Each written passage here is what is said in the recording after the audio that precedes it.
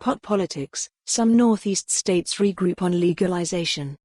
New York, AP. A year ago, marijuana legalization looked like it was on a roll in the Northeast. It had already passed in 3 of the region's states and was a priority for governors in 3 more, including the populous New York.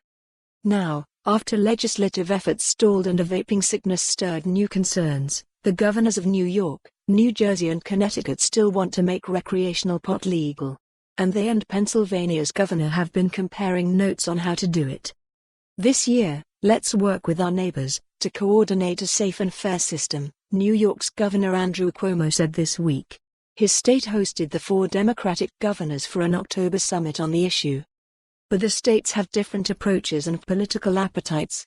They are contending with new questions as both opponents and advocates of legalization point to the vaping scare to make their cases.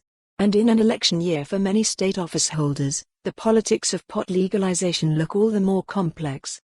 Supporters remain hopeful, particularly about New Jersey, where the question is now headed to voters this fall, and New York, where Cuomo spotlighted it in his State of the State speech Wednesday. The fact that he has really centered it as part of his agenda for this legislative session goes to show just the tremendous amount of impact and momentum there is around legalization, says Melissa Moore of the Pro-Legalization Drug Policy Alliance. To her, the lung illness that has killed over 50 people, sickened thousands and been tied by authorities to a thickening agent in illicit pot vapes has created an additional degree of focus and urgency for legalizing weed so users can get regulated, safety-checked products.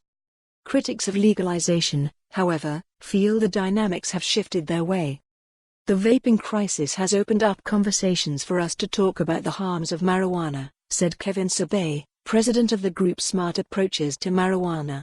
Although its efforts were met with mixed results last year, legalization measures stopped short in New Jersey and New York but succeeded in Illinois. That's given us momentum in 2020, Sabay says.